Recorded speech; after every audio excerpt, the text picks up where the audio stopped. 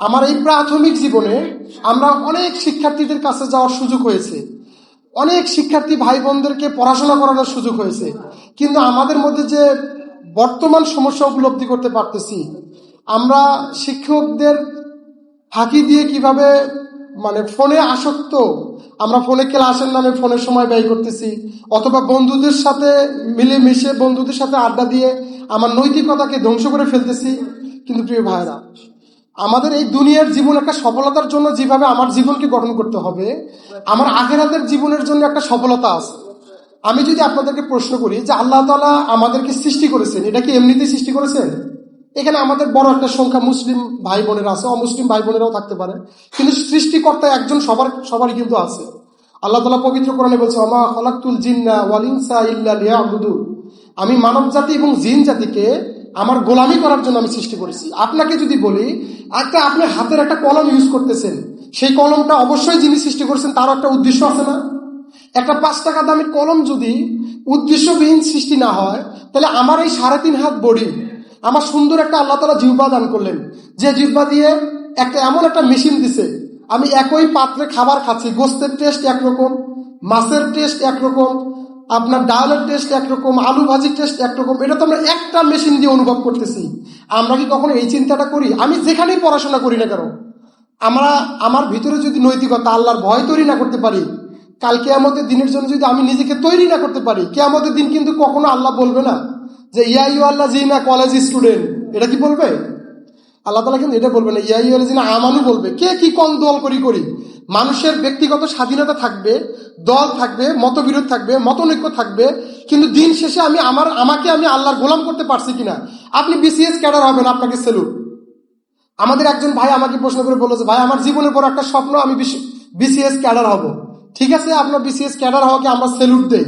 BCS cadre হওয়ার পাশাপাশি যত সহযোগিতা প্রয়োজন, অর্থনৈতিক, কোচিং, গাইডলাইন, আইডিয়াল হোম, সবকিছু আমরা ব্যবস্থা করে দিব।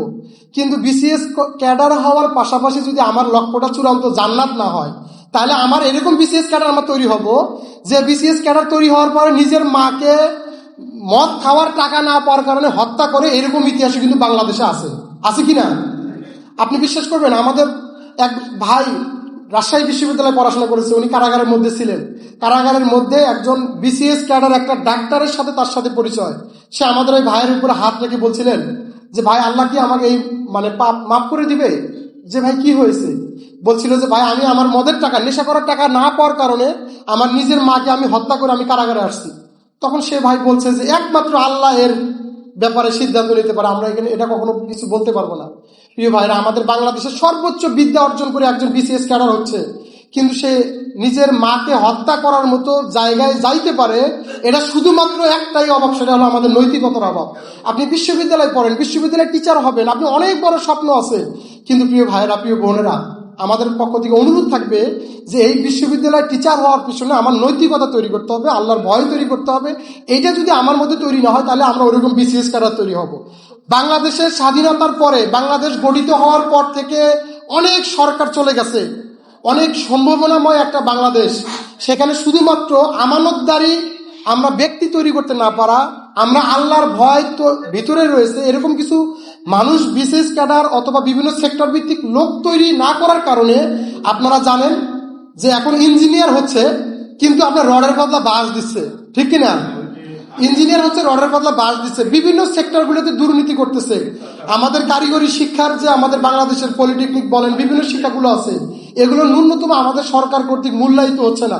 অথচ আপনি বিদেশে যাবেন, বিভিন্ন দেশগুলোর মধ্যে কারিগরি যারা শিক্ষা করতেছে, সরকার নিজে খরচ দিয়ে একজন শিক্ষার্থীদের পার্সেন্টেজ অনুযায়ী দেখা যায় তারা একজন শিক্ষার্থীদের পিছনে লক্ষ লক্ষ টাকা ইনভেস্ট করতেছে। কিন্তু আমাদের শিক্ষার্থীদের জন্য কি করা হচ্ছে বলেন? বিগত সময়ে সরকার আমাদের শিক্ষার্থীদেরকে আমাদের নৈতিকতা ধ্বংস করার জন্য ভারতের প্রেসক্রিপশনে আমাদের শিক্ষার্থী ভাই বোনদের ভিতরের মধ্যে ঢুকায় দেওয়া হয়েছিল কিভাবে শরীর থেকে শরীফা হওয়া যায়, ঠিক না? আপনারা অবশ্যই পড়েছেন আমাদের কিভাবে ট্রান্সজেন্ডার হওয়া যায়। এই সিলেবাস যদি আমাদেরকে পড়ানো হয়, এই সিলেবাস পড়ানোর মাধ্যমে আর যাই তাই হোক না কেন, একজন ব্যক্তি আল্লাহ ভীরু এবং আল্লাহর জবাবদিহিতা সম্পন্ন একজন নাগরিক অথবা বিসিএস ক্যাডার হতে পারবে না। আমাদের অনুরোধ থাকবে, প্রিয় ভাই ও বোনেরা, তোমাদের অনেক পথ এখনো বাকি আছে, তোমরা শুধুমাত্র একটা পুকুরের মধ্যে সাঁতার কাটতেছো, এরপরে তোমাদেরকে নদীতে যেতে হবে, তারপরে তোমাকে সাগর যাইতে হবে। সাগর বলতে আমি এটা বুঝাচ্ছি, তুমি ইন্টারমিডিয়েট পরীক্ষা দিবা, তোমার ভর্তি কোচিং আছে, অনেক বড় যুদ্ধ আছে।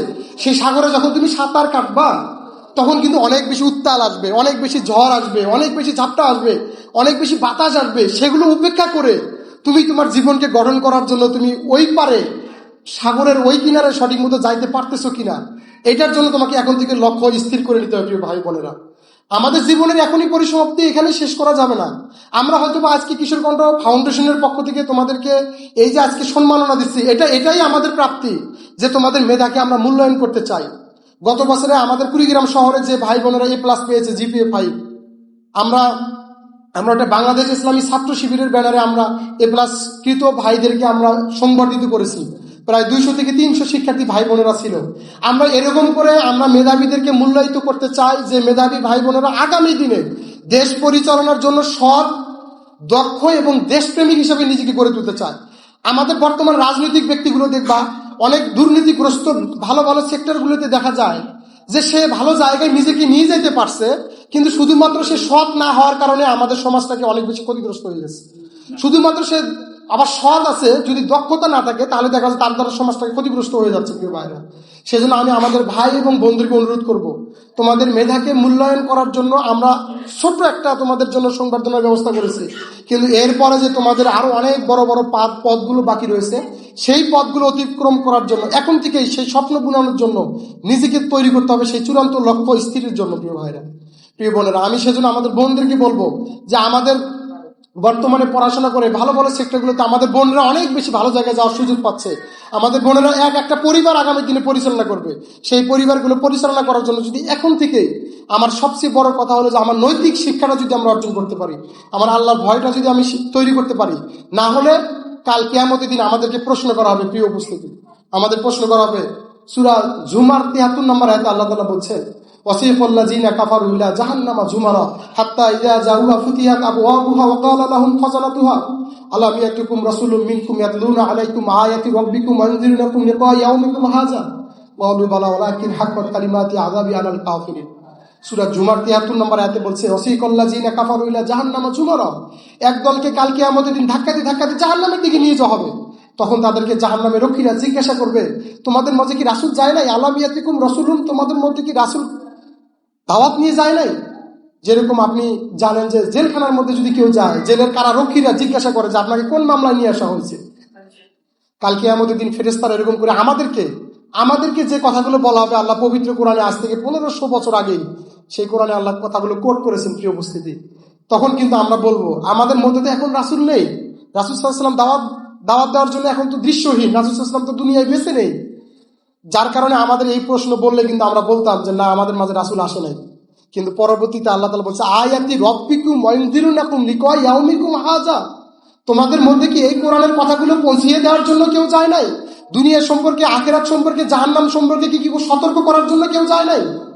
তখন কিন্তু আমরা আফসোস করে বলবো, বলু বালা, হ্যাঁ আমাকে বলা হয়েছিল, আমি সব জানছিলাম, আমার রক্তের গরম ছিল, আমার টাকা পয়সা ছিল, আমার ধন সম্পদ ছিল, আমার মেধা ছিল, আমার পরিবারের পারিবারিক কোনো অর্থনৈতিক সমস্যা ছিল না, কিন্তু আমার নিজের জীবন আমি আমার নিজের মতো করে পরিচালনা করেছি। প্রিয় ভাইরা, তখন কিন্তু আল্লাহ তাআলা বলছে, ওয়ালাকিন হাক্কাত কালিমাতি আযাবি আলাল কাফিরিন, ওই অস্বীকারী ব্যক্তিদেরকে জাহান্নামের নিম্ন স্তরে নিপতিত করা হবে। প্রিয় ভাইরা, সেজন্য আমি আজকের এই প্রোগ্রাম থেকে আমি আপনাদেরকে অনুরোধ করব যে আপনি দুনিয়ার সফলতার জন্য যেরকম 3টা 4টা 5টা প্রাইভেট পড়ার জন্য নিজেকে তৈরি করছেন, ওইরকম একটু আখিরাতের জন্য আমাকে দুনিয়া থেকে চলে যেতে হবে। এই গত 1 সপ্তাহ হয়ে গেল, আমরা এক ভাই জানাজা পড়ে আসলাম। আমাদের রাজারহাটে এক ভাইয়ের বাসা, সেই ভাই হাজী দানেশ বিশ্ববিদ্যালয় পড়ে দিনাজপুরে। রাত 8টার দিকে বাড়ি থেকে বের হয়ে গেছে ঈদের ছুটি কাটিয়ে, গিয়ে মেসে গিয়ে খাওয়া দাওয়া করে রাত 11টার দিকে ঘুমিয়ে পড়ছে। ঘুমানোর পরে ফজরের নামাজ পড়ছে, ফজরের নামাজের পরে সে ঘুমিয়ে পড়ছে। সকাল 11:30টার সময় সে আর দুনিয়ায় বেঁচে নাই। ইন্না লিল্লাহি ওয়া ইন্না ইলাইহি রাজিউন। তাকে বারবার তার বন্ধুরা ডাকতেছে, ফোন বাজতেছে, ফোন ধরে না। পরে তাকে ডাকতে গিয়ে দেখা যায় সে আর দুনিয়ায় বেঁচে নাই। তাহলে আপনার মরণটা কত কাছাকাছি আপনি খেয়াল করেছেন? আমরা এটা তো কখনো কেউ বলতে পারবো না যে মরণ আমার কতদিন, আমার দুনিয়া আমি বেঁচে থাকতে পারবো। ভাই, সেজন্য আমার পক্ষ থেকে অনুরোধ থাকবে, মেধাবী শিক্ষার্থী ভাই বোনেরা, আমরা আজকে যেরকম আপনাদের সংবর্ধনা দিচ্ছি, আমি যদি ভালো আমল করতে পারি, ভালো কিছু করতে পারি, ক্যারিয়ারের পাশাপাশি ভালো একটা ক্যারেক্টার যদি তৈরি করতে পারি, তাহলে কালকে আমাদের দিন আল্লাহ তাআলাও আমাদেরকে এরকম করে সংবর্ধিত করা হবে। আর একটি আয়াতে বলছে ওয়াসিকাল্লা জিনাত তাকাউ রাব্বাহু মিলাল জান্নাতি জুমারা, একদলকে ধাক্কাতে ধাক্কাতে জাহান্নামের দিকে নেওয়া হবে, আর এক দলকে আবার সুন্দর করে টেনে হেসড়ে মানে জান্নাতে নিয়ে যাওয়া হবে, তাদেরকে জান্নাতে নিয়ে যেয়ে তাদেরকে সংবর্ধিত করা হবে। প্রিয় উপস্থিতি, সেজন্য আমি আপনাদেরকে অনুরোধ করবো আজকের এই কিশোর কণ্ঠ ফাউন্ডেশনের পক্ষ থেকে সকল শিক্ষার্থী, শিক্ষক মন্ডলী এবং অভিভাবক মন্ডলীদেরকে আমি অভিনন্দন জানাচ্ছি আমাদের এই প্রতিযোগিতায় অংশগ্রহণ করার জন্য। এবং আজকে যারা মেধার স্বাক্ষর রেখেছে তাদেরকে আমরা যে পুরস্কার হাতে তুলে দিব, এটাই যেন আপনাদের জন্য অনুপ্রেরণা হয়ে যায়। আমরা এই প্রত্যাশা রেখেই আমার কথা এখানে শেষ করছি। আসসালামু আলাইকুম রহমতুল্লাহি ওয়া বারাকাতুহু।